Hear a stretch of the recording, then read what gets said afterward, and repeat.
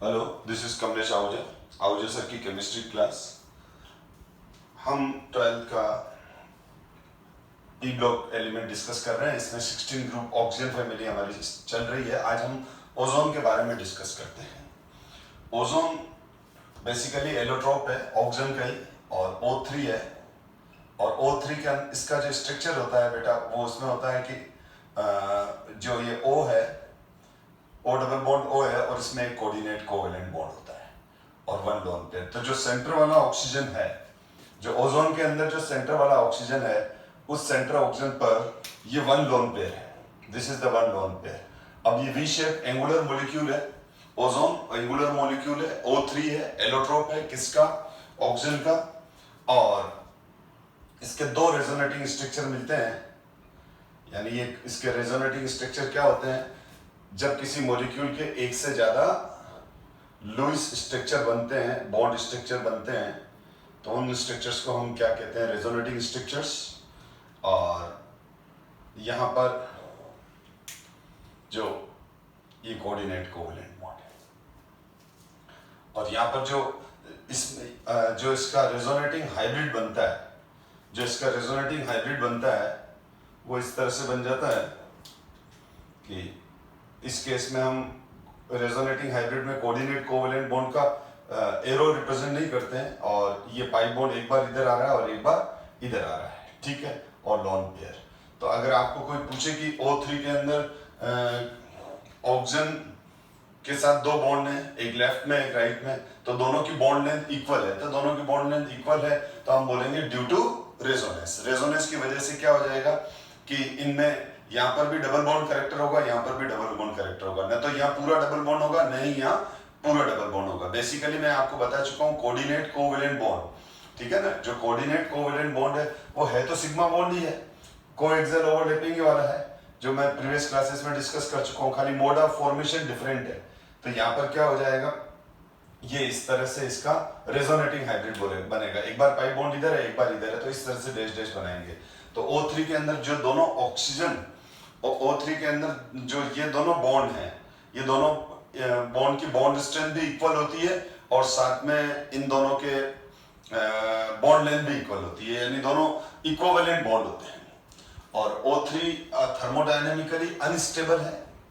O3 thermodynamically unstable है, यानी O3 जो है वो थोड़ा सा भी हल्का सा हीट करने से या फिर लाइट रेडिएशन इसकी प्रेजेंस के अंदर ओजोन जो है वो O2 और नेसेंट O में स्प्लिट हो जाता है। यानी O3 को अगर आप हल्का सा भी हीट करेंगे, या कोई भी कैटलिस्ट, कोई भी इम्प्योरिटी इसमें जैसे ही इसके कांटेक्ट में आती है, तो वो O3 O2 और नेसेंट ऑक्सीजन में कन्वर्ट है, और ये नेसेंट ऑक्सीजन जिसको चिपकता है उसका ऑक्सीडेशन होता है।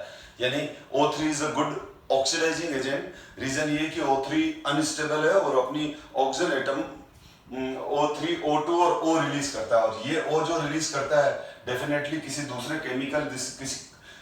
केमिकल से या दूसरे मॉलिक्यूल के साथ वो कंबाइन करेगा, और जिससे कंबाइन करेगा वो उसको ऑक्सीडाइज करेगा। यानी सपोज करो इस ऑक्सीजन ने आपके साथ कंबाइन कर लिया, तो आपका ऑक्सीडेशन हो गया। तो therefore O3 is good oxidising agent. तो ओजोन और सल्फर डाइऑक्साइड कोशिश करते हैं हम इस क्लास के अंदर कंप्लीट करें। सिंपल फैक्ट है, इतने डिटेल में नहीं है ये।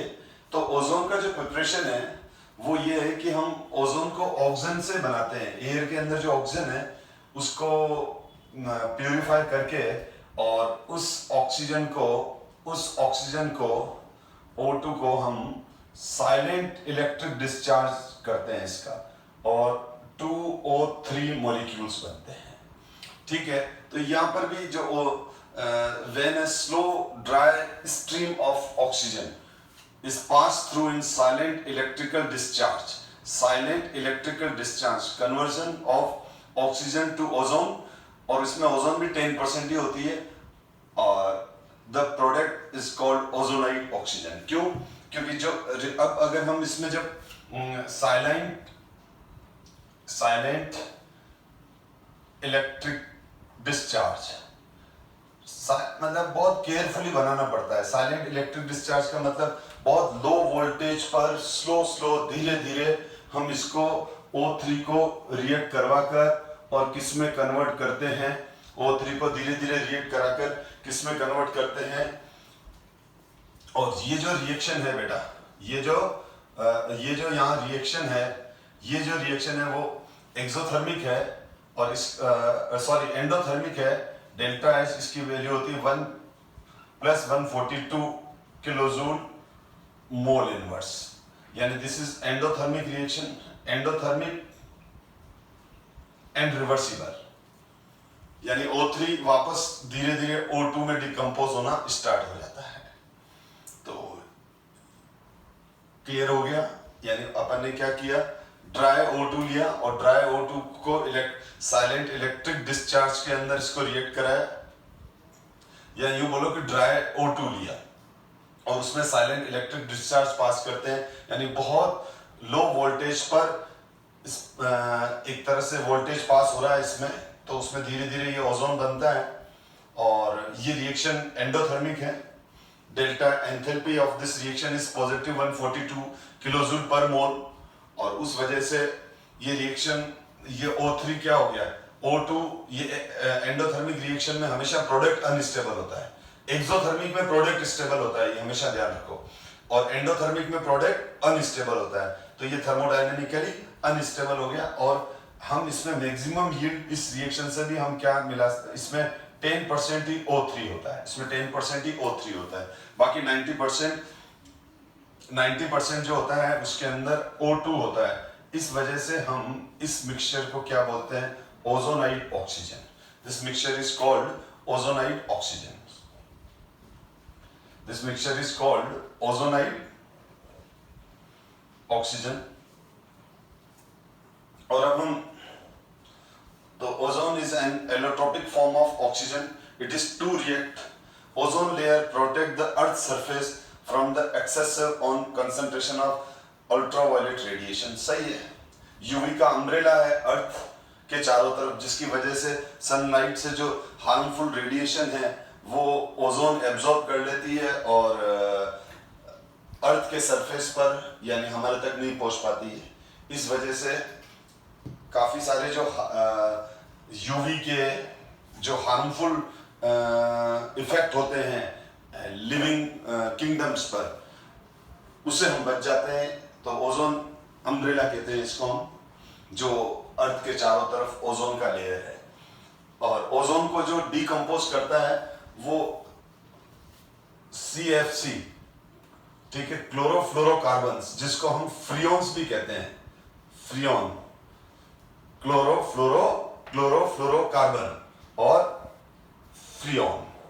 तो ये फ्रियोन बेसिकली रेफ्रिजरेंट रहते हैं। रेफ्रिजरेटर्स में एसी के अंदर जो कूलिंग करता है, जो कंप्रेसर में हम बोलते हैं ना कि एसी कूलिंग नहीं कर रहा है, तो हमारा मैकेनिक आता है एसी बनाने वाला और वो बोलता है कि ना इसमें गैस खत्म हो गई, इसमें गैस भर देता हूँ, तो वो गैस फिल कर देता है। तो गैस कौन से फिल करता है बेटा, क्लोरोफ्लोरोकार्बन, फ्रियोन्स जो है वो इंसर्ट करता है। इसका मतलब हमारे कंप्रेसर में जो फ्रियोन है वो गैस लीक होके एटमॉस्फेयर में चली गई, तभी तो वो मैकेनिक हमको ये कह रहा है कि ना इसमें गैस का प्रेशर कम हो गया है, इसमें गैस नहीं, इसलिए कूलिंग नहीं हो रही, वो वापस नहीं गैस भर के जाता है। इसका मतलब ये जितने भी कूलिंग सिस्टम है, एसी सिस्टम है, एयर कंडीशनर है, इनके अंदर जो गैस है वो फ्रियोन से जो स्लोली लीक भी होती रहती है। तो इसलिए इन हमको एसी और रेफ्रिजरेटर्स, इस तरह के कूलिंग इंस्ट्रूमेंट्स को कम से कम यूज करना चाहिए, और जितनी जरूरत हो बस उतनी यूज करो। रीजन ये है कि इससे रिलीज होने वाला फ्रियोन जब एटमॉस्फेयर में जाएगा तो ओजोन लेयर तक जब पहुंचेगा तो वो ओजोन लेयर को डैमेज करेगा, और अगर ये डैमेज लगातार चलता रहेगा तो एक टाइम आएगा, ठीक है, जिस समय ओजोन लेयर या तो बहुत थिन हो जाएगी या जगह जगह ओजोन गायब हो जाएगी, जिसको हम बोलेंगे वहां होल क्रिएट हो जाएंगे, और इस होल से यूवी लाइट अर्थ सरफेस पर पहुंच जाएगी, जो हमारे लिए अच्छी नहीं है, लिविंग किंगडम्स के लिए अच्छी नहीं है, ठीक है। प्योर ओजोन जो है वो पेल ब्लू कलर का है।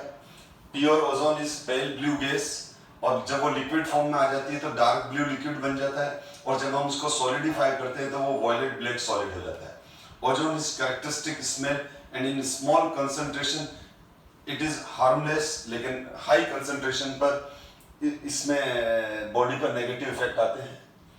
इन टेक्स्ट क्वेश्चन है why does O3 act as a powerful oxidizing agent? ठीक, तो मैंने अभी बताया ozone is a thermodynamically unstable with respect to oxygen since it decomposes as O3 O2O, therefore it acts as a powerful oxidizing agent। तो ये जो oxygen है वो ये ऑक्सीजन वापस किसी दूसरे से कंबाइन करेगी और जिससे भी जिस दूसरे से कंबाइन करेगी उसका ये ऑक्सीडेशन करेगी। तो ये बुक का क्वेश्चन है, एनसीईआरटी इंटेक्स क्वेश्चन है। हाउ इज O3, अच्छा एक मिनट, अब है ना एक बात और क्लियर कर दूं मैं कि है ना बुक के अंदर ओजोन के दो रिएक्शन गिवन है कि जैसे सपोज करो ये क्वेश्चन पूछ लिया why does O3 act as a powerful oxidising agent, तो ये आंसर लिखना है जो अपन ऑलरेडी डिस्कस कर चुके हैं। पर बुक के अंदर दो रिएक्शन है तो बुक की रिएक्शन हमको अवॉइड नहीं करनी चाहिए, ठीक है ना। तो एक तो बुक के अंदर ये लेड सल्फेट है, सॉरी लेड सल्फाइड है, क्योंकि इसमें S-2 आयन, और S-2 आयन को हम क्या बोलते हैं, सल्फाइड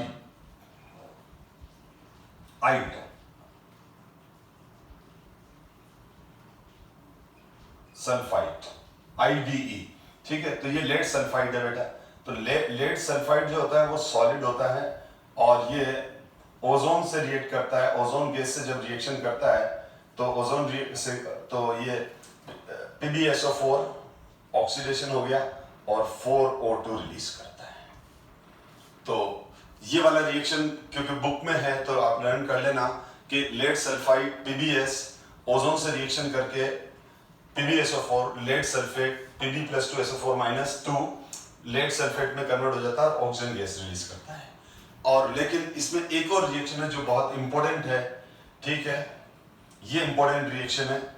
ये आयोडाइड से रिएक्ट करेगा, ये आयोडाइड से रिएक्ट करता है एक्वस आयोडाइड से। तो आयोडाइड का एक्वस सॉल्यूशन बना लेंगे, जैसे Ki का एक्वस सॉल्यूशन बना दिया तो Ki का, जैसे हमने Ki का एक्वस सॉल्यूशन बना दिया बेटा, तो Ki का एक्वस सॉल्यूशन बना दिया तो उसमें क्या है K+N आयोडाइड आयन। तो हमारे पास आयोडाइड का एक्वस सॉल्यूशन है और ये H2O प्लस O3। अब हम आयोडाइड के एक्वस सॉल्यूशन में ओजोन पास करते हैं। आयोडाइड के एक्वस सॉल्यूशन में जब ओजोन पास करते हैं तो ये हमारे पास बन जाता है 2OH- ion I2 plus O2। ये केमिकल रिएक्शन आपको आनी चाहिए। ये आप इंपॉर्टेंट रिएक्शन है, कॉम्पिटिटिव पर्पज से भी बहुत इंपॉर्टेंट है। रीजन बता रहा हूं, अभी समझ में आ जाएगा। तो इसका मतलब आयोडाइड आयन O3 से रिएक्शन करके सॉल्यूशन में क्या क्रिएट करता है, I2 क्रिएट करता है, I2 जनरेट करता है। तो ओजोन एक्वस आयोडाइड सॉल्यूशन को I2 में, ठीक है, तो ये I- का I2 में क्या कन्वर्ट हुआ, ये जो I- है ये I- में क्या हुआ, इसका ऑक्सीडेशन हुआ। This is oxidation reaction. अब ये रिएक्शन क्यों इंपॉर्टेंट है मैं क्लियर कर रहा हूं, क्योंकि इंटेक्स क्वेश्चन है how is O3 estimate, how is O3 estimated quantitatively से, ठीक है, कि हम ये क्वेश्चन क्या है मैं क्लियर करूं। तो ये तो ठीक है, अब थोड़ा ध्यान रखना कि ये I- है, H2O, O3 है, 2OH- है, I2 है और प्लस O2 रिलीज हो रहा है, ठीक है। अब जैसे हमारे पास एक कोई ये हमारे पास कोई एक सैंपल है, हमारे पास ये कोई सॉल्यूशन है और इसमें O3 का कंसंट्रेशन है, लेकिन इसमें जो O3 का कंसंट्रेशन है वो कितना कंसंट्रेशन है वो हमको नहीं मालूम है। क्वेश्चन का मतलब समझ, पहले मैं क्वेश्चन क्लियर कर रहा हूँ, ये पूछ क्या रहा है बहुत स्टूडेंट को, जबकि बुक का ही क्वेश्चन है, ठीक है। बहुत सारे टीचर्स इवन देन स्टूडेंट इस क्वेश्चन को इग्नोर कर देते हैं, पर बाय चांस एग्जाम में आ जाए तो how is O3 estimated quantitatively, ठीक है, 7.19 इंडेक्स क्वेश्चन है। तो हमारे पास ये एक सॉल्यूशन है जिसमें O3 का कंसंट्रेशन है।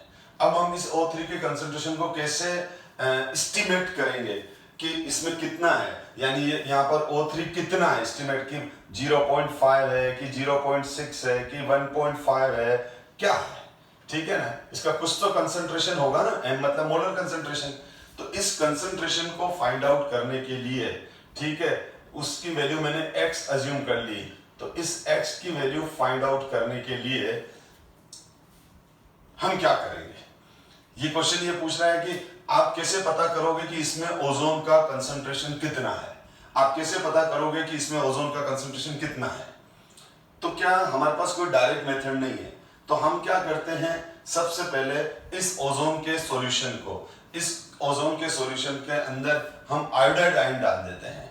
जैसे हमने सोडियम आयोडाइड डाल दिया, ठीक है। अब सोडियम आयोडाइड डाल दिया, यानी कहने का मतलब सोडियम आयोडाइड डालने का मतलब क्या हुआ, सोडियम आयोडाइड डालने का मतलब हुआ हमने इसमें आयोडाइड आयन डाल दिए। अब आयोडाइड आयन जैसे डाले तो ये तो क्या था, पहले ये था एक्वस O3 सॉल्यूशन था, ठीक है। अब हमने इसमें आयोडाइड आयन डाल दिए, तो आयोडाइड आयन के लिए अपन ने क्या किया, इसमें सोडियम आयोडाइड डाल दिया, ठीक है। कोई भी आयोडाइड, पोटेशियम आयोडाइड डाल दिया चलेगा, ठीक है। तो अब इसमें हमने जब आयोडाइड आयन डाल दिए तो आयोडाइड आयन इस ओजोनाइड एक्वस ओजोन सॉल्यूशन से इस तरह से रिएक्शन करके अंदर ये I2 बना लेगा। अंदर क्या बना लेगा, अब जैसे ये आयोडाइड, तो इसका मतलब क्या हुआ, अगर मैं इस ओजोन के सॉल्यूशन में, एक्वस ओजोन के सॉल्यूशन में अगर मैं आयोडाइड आयन डालूंगा तो जितना भी ओजोन है वो सारा ओजोन जो हम बाहर से आयोडाइड डाल रहे हैं, ठीक है, उस आयोडाइड से रिएक्शन करके I2 में कन्वर्ट हो जाएगा अल्टीमेटली आफ्टर रिएक्शन। अब ध्यान देना, आफ्टर रिएक्शन जो है, अब इसमें O3 है ही नहीं, मैंने इसलिए मिटा दिया, और अब इसमें O3 नहीं है, लेकिन अब ये आयोडाइड आयन रिएक्शन करके किस में कन्वर्ट हो गया, I2, तो ये I2 सॉल्यूशन में कन्वर्ट हो गया। और अब इसमें हम I2 की कंसंट्रेशन फाइंड करनी है। अगर हम आयोडीन की कंसंट्रेशन फाइंड कर लेंगे, ठीक है, तो उसी के इक्विवेलेंट O3 की कंसंट्रेशन होगी। तो देखो, किसी भी सॉल्यूशन के अंदर हम ओजोन की कंसंट्रेशन को मेजर करने के लिए हमारे पास कोई भी मतलब कोई भी रिएजेंट नहीं है, क्या कोई भी ट्राइटेशन वाला मेथड, कोई भी एस्टिमेशन वाला मेथड हमारे पास नहीं अवेलेबल है जिससे हम डायरेक्ट ओजोन का कंसंट्रेशन निकाल दें। मैंने कहा ना, मेरे पास ये क्या था बेटा, मैंने ये कहा कि मेरे पास ये ओजोन का, फिर समझो, मेरे पास ये एक्वस ओजोन सॉल्यूशन है, मेरे पास ये क्या है, एक्वस ओजोन सॉल्यूशन है, एक्वस ओजोन सॉल्यूशन है, ओजोन का एक्वस मीडियम है। अब मुझे इसमें O3 का कंसंट्रेशन फाइंड आउट करना है, लेकिन मेरे पास कोई वे नहीं है, मेरे पास नहीं, हम सबके पास क्या नहीं है, कोई वे नहीं है कि हम कुछ इसमें ऐसा कोई ट्राइटेशन करें, ऐसा कोई प्रोसेस इस पे लगाएं जिससे हमको O3 का कंसंट्रेशन इसमें मालूम पड़ जाए। हम क्वांटिटेटिवली इसमें O3 कितनी है, O3 की क्वांटिटी कितनी है, क्वांटिटेटिवली का मतलब ये हुआ कि इसमें O3 की क्वांटिटी कितनी है, हम नहीं पता कर पा रहे हैं क्योंकि हमारे पास कोई मेथड नहीं है निकालने के लिए। तो हम क्या करते हैं, इनडायरेक्ट मेथड से निकालते हैं। हम क्या करते हैं ओजोन का, तो सबसे पहले क्या करते हैं, इस सॉल्यूशन के अंदर मैंने क्या डाल दिया, इस सॉल्यूशन के अंदर मैंने आयोडाइड आयन डाल दिए, भले एक्सिस में डाल दिए, कोई दिक्कत नहीं, रिएक्ट तो उतना ही करेगा जितना ओजोन है। अब ये आयोडाइड आयन अंदर रिएक्ट करेंगे और ये वाला रिएक्शन होगा, आयोडाइड आयन रिएक्ट करेंगे और ये वाला रिएक्शन करेंगे, और जितना O3 होगा उसी प्रोपोर्शन में I-I2 में कन्वर्ट होगा। जितना O3 होगा, O3 सपोज करो O3 10 है तो ये 10 बन जाएंगे, O3 20 है क्योंकि देखो 1 O3 मॉलिक्यूल 1 I2 दे रहा है, 1 O3 give 1 I2, 10 O3 gives 10 I2, 100 O3 gives 100 I2। अगर ये 50 I3 है, ये 50 O3 है, तो अगर ये 50 O3 है तो ये 50 I2 मिलेगा। यानी इसमें जितना कंसंट्रेशन O3 का है रिएक्शन के बाद उतना ही कंसंट्रेशन I2 का हो जाएगा। समझ में आ गई मेरी बात? आप इस रिएक्शन को देखो ना, इसकी स्टोइकियोमेट्री को देखो ना कि ओजोन है, ये देखो बेटा ओजोन है, तो इसका 1 ओजोन से 1 I2 मिल रहा है ना। एक से एक मिल रहा है। अगर ये 10 होगा तो ये 10 मिलेंगे, ये 100 होगा तो ये 100 मिलेंगे, ये 0.5 होगा तो ये 0.5 मिलेगा, ये 50 है तो 50 O3 50 I2 देंगे। मैं ये कह रहा हूं, इसका मतलब हमने क्या किया, ये वाला रिएक्शन करके, इसके अंदर ये वाला रिएक्शन करके हमने अब इस सॉल्यूशन को किस में कन्वर्ट कर दिया, I2 के सॉल्यूशन में कन्वर्ट कर दिया। अब I2 के सॉल्यूशन, I2 का हम टाइट्रेशन कर सकते हैं। टाइट्रेशन आप समझते ही हो, अभी लैब में करते ही हो, आप लैब में करते हो ना, KMnO4 को KMnO4 को ब्यूरेट में ले लेते हो, 20 ml oxalic acid pipette out करते हो, फिर उसमें H2SO4 डाल के एसिडिक मीडियम में टाइट्रेशन करके आप ऑक्सैलिक एसिड की ऑक्सैलेट आयन की या ऑक्सैलिक एसिड की कंसंट्रेशन फाइंड करते हो। 11 में एसिड बेस्ड टाइट्रेशन किया हुआ है। तो अब हम इस आयोडीन सॉल्यूशन को पिपेट आउट कर लेते हैं और ब्यूरेट के अंदर हाइपो सॉल्यूशन भरते हैं। बता रहा हूं हाइपो सॉल्यूशन क्या है, ठीक है। तो अब ये आयोडीन को हम टाइट्रेट करके इस आयोडीन का कंसंट्रेशन निकालते हैं। जैसे ऑक्सैलिक एसिड का टाइट्रेशन के थ्रू ऑक्सैलिक, हम जब KMnO4 और ऑक्सैलिक एसिड की टाइट्रेशन करते हैं, KMnO4 और ऑक्सैलिक एसिड की टाइट्रेशन करते हैं, तो ऑक्सैलिक एसिड की कंसंट्रेशन कितना है यही तो फाइंड आउट करते हैं। तो हम इसी तरह से इस आयोडीन सॉल्यूशन का 20 ml ले लेंगे और पिपेट आउट कर लेंगे, कॉनिकल फ्लास्क में डाल देंगे और इसको टाइट्रेशन करेंगे। टाइट्रेशन करके इसमें आयोडीन का कंसंट्रेशन निकाल लेंगे। जितना आयोडीन का कंसंट्रेशन आ गया उतना ही O3 का कंसंट्रेशन था। जितना आयोडीन का कंसंट्रेशन हमारे को टाइट्रेशन ने रिजल्ट में दिया, उतना ही किसका कंसंट्रेशन था, हमारे इनिशियल ओजोन सॉल्यूशन में। तो इसको, इस तरह की टाइट्रेशन को हम आयोडीन निकला ना, तो आयोडीमित्तिक टाइट्रेशन बोलते हैं। हाइड्रोमेट्रिक टाइट्रेशन बोलते हैं। क्या बोलते हैं इसको, हाइड्रोमेट्रिक टाइट्रेशन बोलते हैं। हाइड्रोमेट्रिक टाइट्रेशन, हाइड्रोमेट्रिक टाइट्रेशन का मतलब क्या किया, हमने पहले ओजोन के सॉल्यूशन में आयोडाइड डाल के आयोडीन में कन्वर्ट किया, फिर आयोडीन का कंसंट्रेशन टाइट्रेशन मेथड से निकाल लिया, और जो आयोडीन का कंसंट्रेशन आया, इसका मतलब क्या हो गया, वही कंसंट्रेशन किसका है, ओजोन का। तो इस तरह से हमने इनडायरेक्ट मेथड से हमारे सॉल्यूशन के अंदर O3 का कंसंट्रेशन फाइंड आउट किया, लेकिन हमने बनाया क्या, उसमें I2 बनाया। इसलिए इस तरह की टाइट्रेशन को हम हाइड्रोमेट्रिक टाइट्रेशन बोलते हैं। जैसे KMnO4 और ऑक्सैलिक एसिड की जो टाइट्रेशन है उसको हम बोलते हैं रिडॉक्स टाइट्रेशन, क्योंकि KMnO4 तो ऑक्सीडाइजिंग एजेंट होता है और KMnO4 ऑक्सैलिक एसिड आपस में रिएक्शन करती है, तो रिडॉक्स रिएक्शन होती है। और एसिड बेस्ड रिएक्शन को हम एसिड बेस्ड टाइट्रेशन भी कहते हैं और न्यूट्रलाइजेशन टाइट्रेशन भी कहते हैं, क्योंकि उसमें ब्यूरेट में बेस होता है और कॉनिकल फ्लास्क में एसिड होता है, तो नेम देते हैं इस तरह से। अब यहाँ पर क्या करते हैं, अब मैंने क्या कहा, हमने क्या बना लिया था, आयोडीन बना लिया था। अब इस आयोडीन को हम सोडियम थायोसल्फेट के साथ, अब जो वो बीकर जिसमें आयोडीन बन गया था, अब ये जो आयोडीन सॉल्यूशन है, ये जो आयोडीन सॉल्यूशन है, अब ये आयोडीन, तो इसका मतलब क्या हुआ, इसका मतलब ये हुआ, अगर मैं इसको वापस थोड़ा समअप करूं, थोड़ा सा स्लो इसलिए हो गया यहाँ पर क्योंकि ये थोड़ा सा पॉइंट बिल्कुल नया है और थोड़ा सा अलग ही है। अब इसमें मैं इसको ध्यान से समझो बेटा, ये हमारे पास इनिशियल किसका सॉल्यूशन था, ये मेरे पास इनिशियल सॉल्यूशन है ओजोन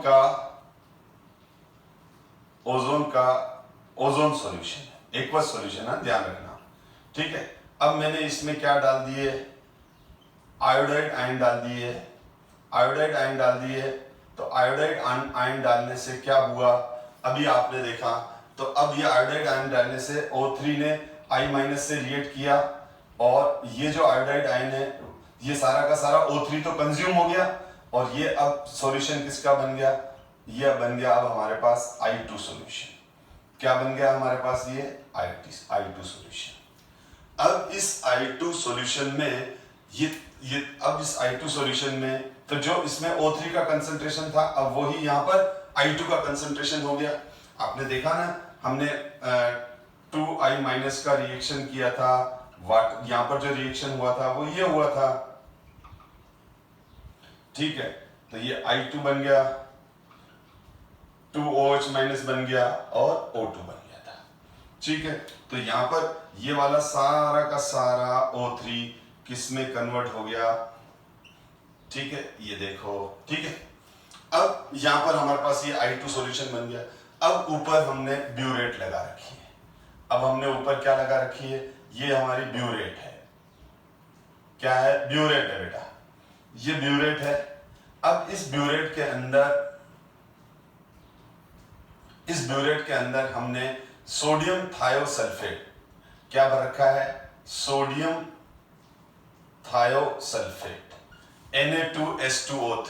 क्या बोलते हैं बेटा इसको, सोडियम थायोसल्फेट Na2S2O3, और हाइपो सॉल्यूशन भी बोलते हैं इसको। क्या बोलते हैं, तो ये ब्यूरेट है। अब इससे अब ये आता है। अब इसका मतलब अब यहाँ पर Na2S2O3, अब ध्यान देना, अब यहाँ पर क्या होगा, अब यहाँ पर कौन सा रिएक्शन होगा, देखो, अब जो सेकंड वाला रिएक्शन होगा जो यहाँ होगा, ठीक है, वो होगा, अब यहाँ पर I2 किससे रिएक्शन कर रहा है, ये वाला I2 जो इसमें बन गया है, ये वाला I2 जो इसमें है अभी, ठीक है ना, ये वाला I2 है ना। अब ये वाला I2 इस सोडियम थायोसल्फेट से रिएक्शन करेगा। तो जब ये वाला I2 किससे रिएक्ट करेगा, Na2S2O3 से। सोडियम क्या बोलते हैं, सोडियम थायोसल्फेट, क्या बोलते हैं इसको, सोडियम थायोसल्फेट। ये जब रिएक्शन हो रहा है, ये रिएक्शन होता है, तो ये तो कन्वर्ट हो जाता है Na2S4 है बेटा, ये Na2S4O6 में किसमें कन्वर्ट हो गया, यानी इसका ही डबल कर दो, Na2S4 sodium tetrathionate plus 2Ni। तो इसका नाम क्या है, इसका नाम है सोडियम, थोड़ा सा स्पेस नहीं है तो इधर ले लेता हूं, इसका नाम है सोडियम, 4 सल्फेट है तो टेट्रा, और देखो सल्फर को हम थायो भी बोलते हैं, सल्फर को हम क्या बोलते हैं, थायो भी बोलते हैं। तो सोडियम टेट्राथायो मतलब 4 सल्फेट, और NaTe क्योंकि आयन फॉर्म में, तो इसका नाम क्या हो जाएगा, इसका नाम हो जाता है सोडियम टेट्राथायोनेट। ये थायोनेट आयन है, S4O6-2, इसमें देखो क्या, S4O6-2 आयन को क्या बोलते हैं, थायोनेट आयन।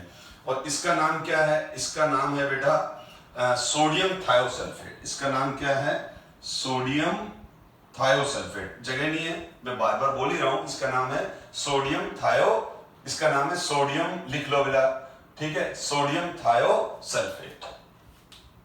तो ये सोडियम था, तो क्या हुआ, हमने सोडियम थायोसल्फेट, अब हमने इसके अंदर ब्यूरेट से सोडियम थायोसल्फेट अंदर डालते गए। अब ब्यूरेट से जब सोडियम थायोसल्फेट डालते गए तो अंदर रिएक्शन हो गया, और ठीक है, और हम इसमें स्टार्च इंडिकेटर लगा देते हैं। तो जैसे स्टार्च इसमें क्या यूज करते हैं, इसमें स्टार्च यूज करते हैं, हम स्टार्च डाल देते हैं as a indicator, starch indicator, वैसे लिख रखा है मैंने यहाँ, ये रहा, स्टार्च एज एन इंडिकेटर। तो जैसे ही क्या होता है, एंड पॉइंट पर एकदम डार्क ब्लू कलर आ जाता है, क्या आ जाता है, एंड पॉइंट पर क्या, जैसे ही डार्क ब्लू कलर आ जाए, ठीक है, तो आप ब्यूरेट से ये डालना बंद कर दो, मतलब अब रिएक्शन कंप्लीट हो गई है। अब हम वही जो कैलकुलेशन होती है M1V1 इक्वल्स टू M2V2 वाली जो भी है, अब वो उसकी स्टोइकोमेट्री के हिसाब से बन जाती है। तो अब हम इसकी तो कंसंट्रेशन नोन होती है और यहाँ I2 की अननोन होती है, तो इस नोन कंसंट्रेशन से इस अननोन I2 की कंसंट्रेशन फाइंड आउट कर लेते हैं, और जो अननोन I2 की कंसंट्रेशन फाइंड आउट हुई, इस मेथड से हमने क्या किया, इसकी कंसंट्रेशन नोन है, ट्राइटेशन किया, तो इससे क्या हुआ, इसके अंदर जो आयोडीन है उसकी कंसंट्रेशन मालूम पड़ गई, जो हम करते हैं ना बेटा M1V1 इक्वल्स टू M2V2। लेकिन ये ध्यान रखो, ये वाला फॉर्मूला, ठीक है ना, अब ये वाला, अब मैं इतना डिटेल में नहीं जाऊंगा बेटा, ये तो पूरा ट्राइटेशन एक क्लास में अलग से बता दूंगा मैं। तो इस फॉर्मूले से हम क्या निकाल लेते हैं, इस फॉर्मूले से हम, जैसे ये देख लो, I2 का N1 1 है, ठीक है, M1 फाइंड आउट कर लेंगे, V1 20 ml हो गया, जैसे हमने ये आयोडीन का सॉल्यूशन लिया, ठीक है, तो M1 हमको मालूम नहीं है इसका आयोडीन का हमने क्या ले लिया, M1 ले लिया, आयोडीन का क्या ले लिया बेटा, M1 ले लिया, आयोडीन का क्या है ये M1 लिखा है, V1 20 ml, N1 की वैल्यू 1 है, 1I2 है, ठीक है, M2 हमारे को मालूम है, इसका जो M2 है वो हमारे को नॉन है, वी नो, ठीक है, इसलिए आगे टिक लगा दिया। V2 ब्यूरेट से फाइंड आउट हो जाएगा कि 18 ml काम आया कि 18.6 ml काम आया, और N2 की वैल्यू ये रही 2, ठीक है, स्टोइकोमेट्रिक कोफिशिएंट Na2H2O3 का रिडॉक्स रिएक्शन में, तो अब इससे हम M1 की वैल्यू निकाल लेंगे, इस फॉर्मूले से हम M1 की वैल्यू निकाल लेंगे, और जो M1 की वैल्यू आई है वो I2 की है और वही वैल्यू ओजोन की है, तो इस तरह से हम इस अननोन कंसंट्रेशन ओजोन सॉल्यूशन को हम फाइंड आउट कर लेंगे। तो इस टाइट्रेशन को हम आयोडोमेट्रिक टाइट्रेशन बोलते हैं। वैसे मैं थोड़ा ज्यादा डिटेल में चला गया क्योंकि जाना हमारी भी मजबूरी भी थी, क्योंकि यहाँ नहीं तो आप सेटिस्फाई नहीं होते। हाँ, अब इस केस में भी उन्हीं स्टूडेंट को समझ में आया होगा जिन्होंने टाइट्रेशन थोड़ा बहुत पहले कर रखा है, ठीक है, क्योंकि टाइट्रेशन का फॉर्मूला भी तो आना जरूरी है आपको, नहीं भी तो जब आप लैब में करेंगे तो तब समझ जाएंगे। आ जाए सल्फर पे आ जाते हैं बेटा। सल्फर के दो इलेक्ट्रोड मिलते हैं, sulphur rhombic and sulphur monoclinic. Sulphur acid form में मिलता है और एसिड का स्ट्रक्चर आप ये देख लो। तो देखो जो सल्फर है वो रोम्बिक, सल्फर रोम्बिक का मतलब क्या है, रोम्बोहेड्रल स्ट्रक्चर। सल्फर मोनोक्लिनिक का मतलब क्या हो गया, कुछ स्टूडेंट क्या सोचते हैं कि डायमंड ग्रेफाइट, उसी तरह से सल्फर रोम्बिक और सल्फर मोनोक्लिनिक, ठीक है, वो सही सोच रहे हैं, लेकिन सल्फर के साथ एक एडवांटेज है कि सल्फर के दो क्रिस्टल फॉर्म मिलते हैं, एक तो रोम्बिक फॉर्म मिलता है, रोम्बोहेड्रल होता है, और मोनोक्लिनिक होता है। आप ध्यान दो, सॉलिड स्टेट जब हम पढ़ रहे थे तो सॉलिड स्टेट में हमने टाइप्स ऑफ क्रिस्टल पढ़े थे, उसमें सिंपल क्यूबिक पढ़ा था, टेट्रागोनल पढ़ा था, मोनोक्लिनिक पढ़ा था, रोम्बिक पढ़ा था, ट्राइक्लिनिक पढ़ा था, ठीक है ना। तो सल्फर के दो क्रिस्टल हैं जो क्रिस्टल फॉर्म में मिलता है, एक तो रोम्बोहेड्रल होता है जिसको रोम्बिक फॉर्म बोलते हैं, दूसरा मोनोक्लिनिक है, एसिड है। और इसमें इस तरह से ये स्ट्रक्चर आप देख लो, क्राउन शेप है, क्योंकि क्राउन ही है, क्योंकि इस तरह से ये क्राउन बन गया, ठीक है ना। और यहाँ पर ये क्राउन ही होता है बेटा, होता है ना, किसी के ऊपर अगर ये लगा दो तो ये इसका क्राउन हो गया, तो इसीलिए इसको क्राउन शेप बोलते हैं। और एसिड फॉर्म में मिलता है सल्फर, और उसका स्ट्रक्चर ये है, ये आप देख लेना। और दूसरा, सल्फर एसिड को जब हम हीट करते हैं, एसिड को हम जब हीट करते हैं तो जैसे ही हम हीट करना स्टार्ट करते हैं तो सबसे पहले एसिड जब हीट करना स्टार्ट करते हैं तो वो S6 में कन्वर्ट होता है, फिर वो S6 यूनिट धीरे धीरे S2 में कन्वर्ट हो जाती है, ठीक है। तो कुल मिला के हाई टेम्परेचर पर एसिड S6 में कन्वर्ट हो जाएगा, फिर S6, और फिर ये क्या हो जाएगा, ये बैलेंस कर दी, ठीक है। तो जब हम अगर आपको बोले कि सल्फर को हीट करेंगे तो क्या होगा, तो सल्फर को जब हम हीट करते हैं तो उसका T1 टेम्परेचर पर तो पहले वो S6 मॉलिक्यूल में कन्वर्ट हो जाता है एसिड, और फिर एसिड फिर और हाई टेम्परेचर करते हैं, जब टेम्परेचर बहुत ज्यादा बढ़ा देते हैं तो ये वेपर फॉर्म आ जाती है, और वेपर फॉर्म में सल्फर जो होता है वो S2 डायोड जैसे O2 की तरह मिलता है। और हम 11 से पढ़ रहे हैं बेटा, O2 तो O2 और S2 का मॉलिक्यूलर ऑर्बिटल डायग्राम सेम ही होता है, ठीक है। O2 का और S2 का मॉलिक्यूलर ऑर्बिटल डायग्राम बिल्कुल सेम ही होता है, और आप ये 11 में पढ़ चुके हैं। अब मैं मॉलिक्यूलर ऑर्बिटल थ्योरी यहाँ नहीं डिस्कस करूंगा, आपको मालूम है कि O2 में क्या होता है, ये इसके मॉलिक्यूलर ऑर्बिटल डायग्राम होते हैं, ठीक है। तो ये तो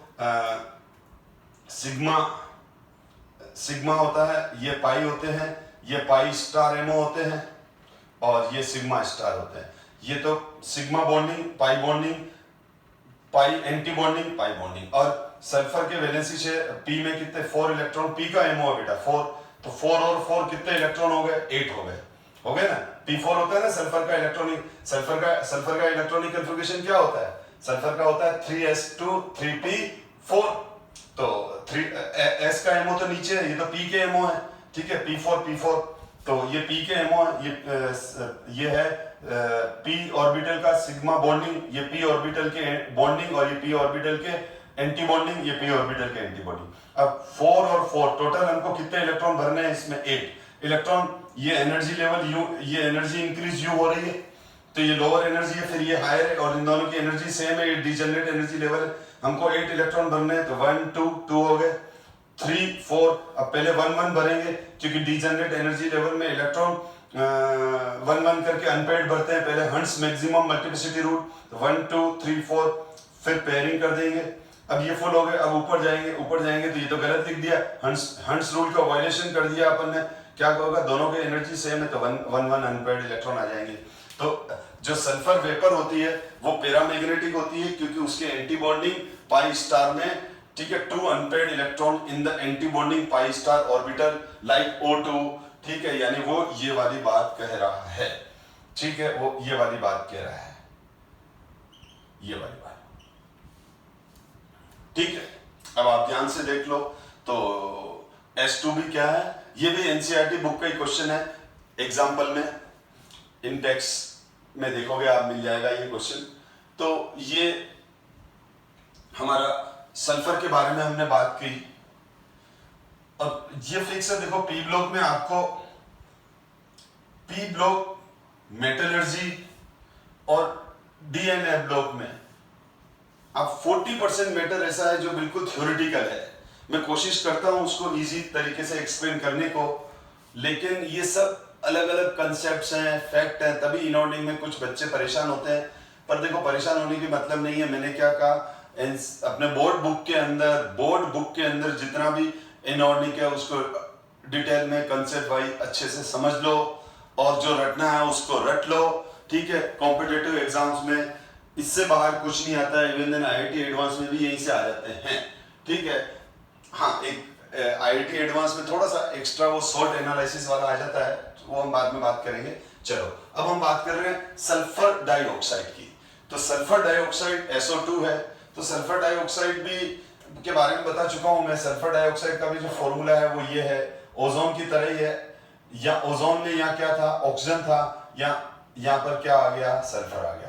तो उसी तरह से यहाँ पर भी ओजोन की तरह ही इसके 2 रेजोनेटिंग स्ट्रक्चर बन जाएंगे, ठीक है। और मैंने क्या कहा, कोवेलेंट बॉन्ड है तो कोवेलेंट सिग्मा बॉन्ड की तरह ही है, लेकिन इस इलेक्ट्रॉन इस बॉन्ड में कोएक्सियल ओवरलैपिंग ही है, 2 इलेक्ट्रॉन ही हैं, बस ये कि ये दोनों इलेक्ट्रॉन सल्फर के हैं। तो सल्फर पर 1 लोन पे 2 सिग्मा, ओजोन की तरह ही स्ट्रक्चर है, ठीक है, एंगुलर है, 2 रेजोनेटिंग स्ट्रक्चर मिलेंगे।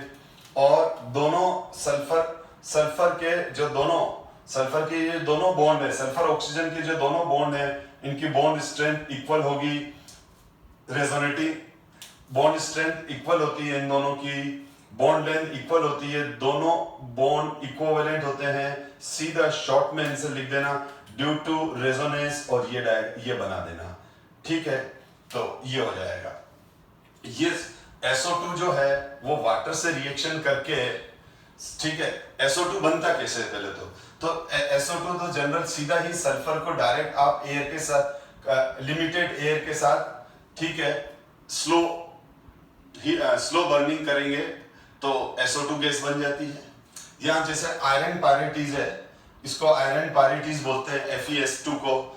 तो ये जो FeS2 है, FeS2 जो है जिसको हम आयरन पायरेटीज बोलते हैं, FeS2 आयरन पायरेटीज को जब हम एक्सेस ऑफ एयर में बर्न करते हैं तो एक तो फेरिक ऑक्साइड बन जाता है और SO2 गैस। तो इंडस्ट्री में जनरली हम आयरन पायरेटीज को बर्न करके SO2 बनाते हैं, या फिर सल्फर से, पर ज्यादातर इससे बनाते हैं क्योंकि ये इजीली अवेलेबल है।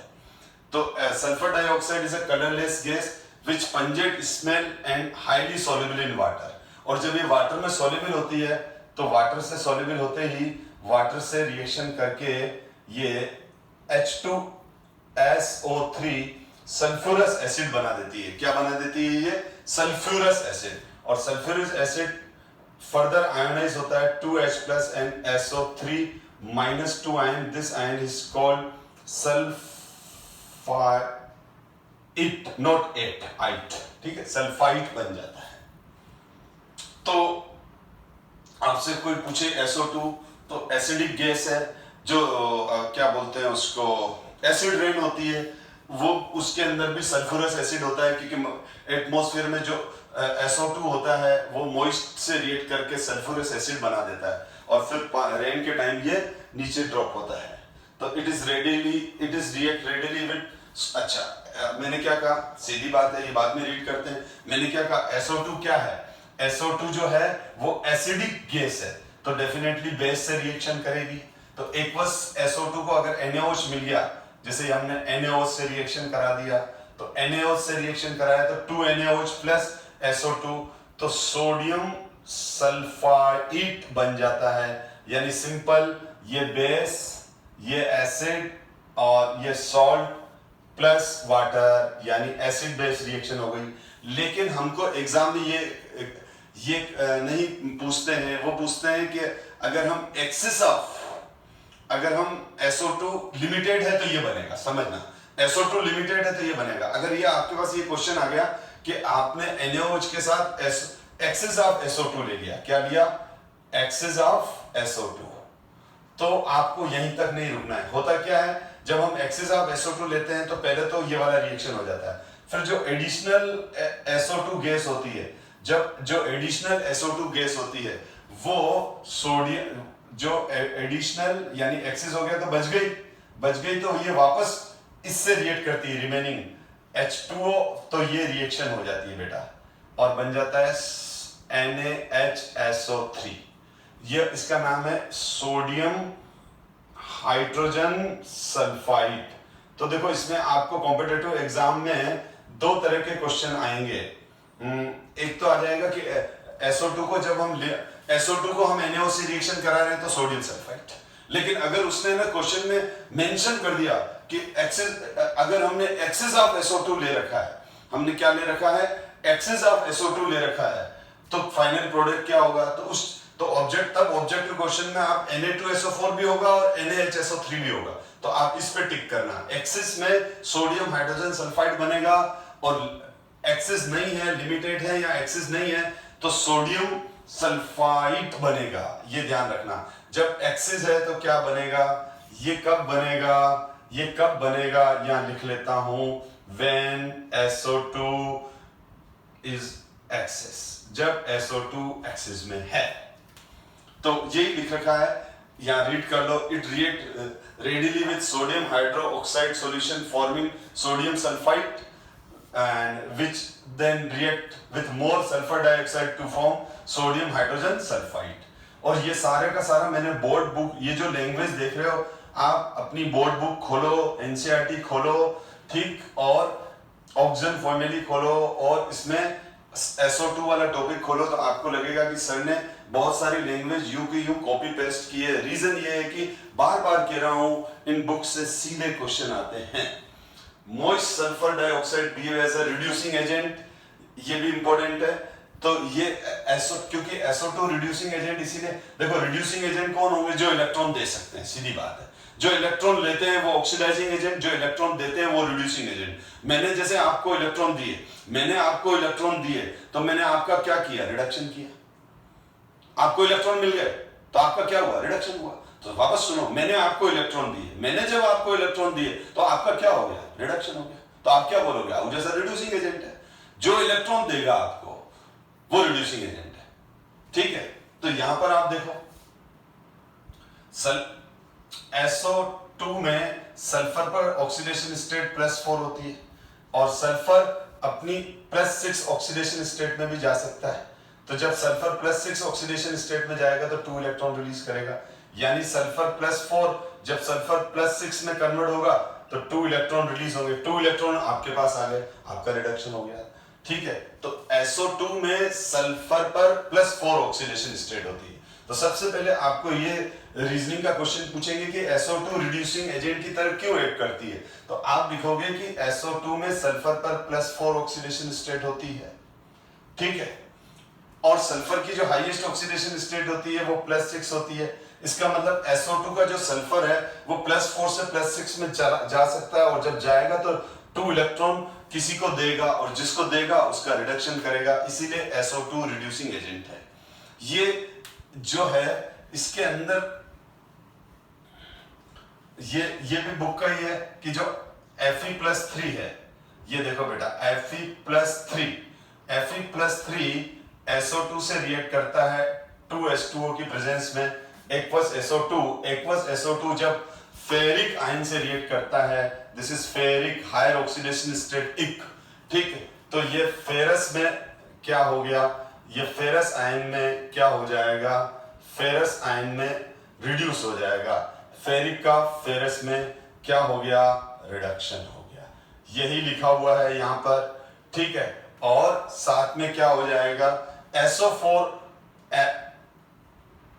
ये और +4H+, ठीक। तो ध्यान दो यहां पर देखो, अगर आप यहां पर सल्फर पर ऑक्सीडेशन स्टेट निकालो तो इस सल्फर पर ऑक्सीडेशन स्टेट +4 आ रहा है, सल्फेट पर ऑक्सीडेशन स्टेट +6 आ रहा है, फाइंड आउट करके देख सकते हो, ठीक है। तो यहाँ सल्फर डाइऑक्साइड सल्फेट आयन में सल्फेट ATE, जिसमें ज्यादा ऑक्सीजन होते हैं उससे 8 लग, तो ये क्या हो गया, ऑक्सीडेशन हो गया। तो SO2 इटसेल्फ, तो SO2 का तो इटसेल्फ ऑक्सीडेशन हो गया और उसने फेरिक Fe+3 का फेरस Fe+2 में रिडक्शन कर दिया। ये भी बुक के ही है।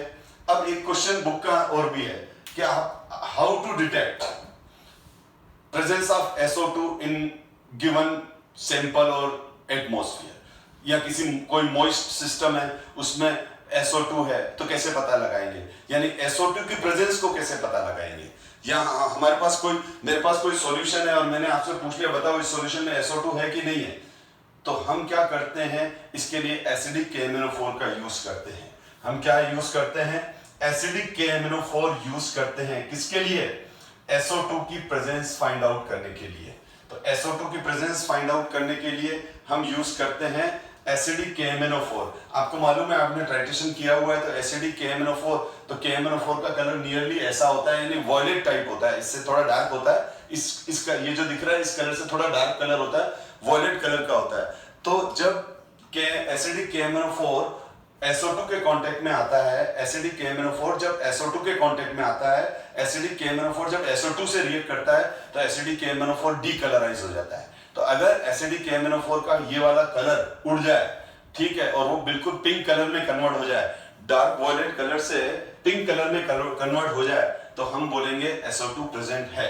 यहाँ पर भी ये रिडॉक्स रिएक्शन ही होती है, और ये रिएक्शन इस तरह से है कि इसमें जो 5SO2 है वो 2MnO4 माइनस से रिएक्ट कर, यानी पर मैग्नेट आयन KMnO4 क्या देगा, पोटेशियम परमैंगनेट, इसमें आयन कौन सा आ जाएगा, इसमें आयन, ये जब आयनाइज होगा तो K+ और MnO4 माइनस आयन देगा ये। तो यहां पर क्या हो जाता है कि जो SO2 है वो MnO4 माइनस से रिएक्ट करता है H2O की प्रेजेंस में, तो सबसे पहले तो क्या हो जाता है, ये बन जाता है 2Mn+2 में, और फिर ये हो जाता है सल्फ, बाकी कॉमन है। हमेशा ध्यान रखो देखो पिछली रिएक्शन में भी और इस रिएक्शन में भी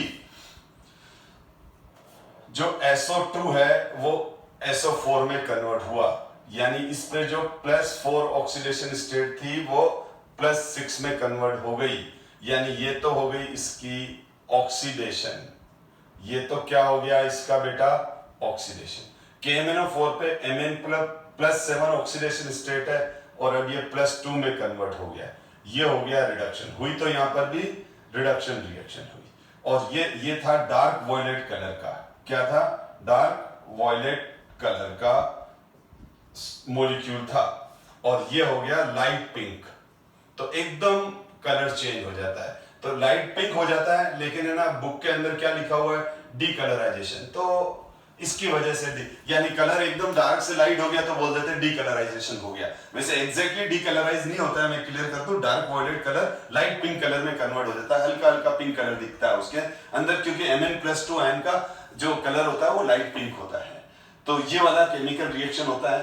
तो आपसे पूछे कि SO2 का KMnO4 एसिडिक KMnO4 के साथ रिएक्शन क्या होगा, तो ये होगा। या आप SO2 को किस तरह से डिटेक्ट करेंगे, किसी सॉल्यूशन में SO2 प्रेजेंट है, तो इसको पता करने के लिए हम क्या करते हैं, इसको पता करने के लिए हम उसके अंदर एसिडिक KMnO4 डालते हैं। ये कुछ इंडेक्स क्वेश्चन में रीड कर रहा हूं। What happen when sulfur dioxide is passed through an aqueous solution of Fe+3 iron salt? अभी जस्ट डिस्कस हो गया। 7.21 in text question. Comment on the nature of two SO bonds formed in SO2 molecules. Are the two SO bonds in this molecule is equal? अभी discuss कर लिया मैंने। वो आप उसका स्ट्रक्चर बना देना, रेजोनेटिंग स्ट्रक्चर बना देना और बोल देना कि रेजोनेंस की वजह से दोनों की SO बॉन्ड की बॉन्ड लेंथ और बॉन्ड स्ट्रेंथ सेम होती है, ये लिखना है इसमें। और 7.22 है how is the presence of SO2 is detect using acidic KMnO4, जो अभी हमने डिस्कस किया। तो ये SO2 का कंप्लीट हुआ जो बुक के अंदर था। अब मैं नेक्स्ट क्लास के अंदर डिस्कस करूंगा बेटा oxo acid of sulphur. Next class में हम क्या डिस्कस करेंगे, ऑक्सो एसिड ऑफ सल्फर, और फिर सल्फ्यूरिक एसिड का जो कांटेक्ट प्रोसेस है उसके बारे में डिस्कस करेंगे। So thank you so much my dear student.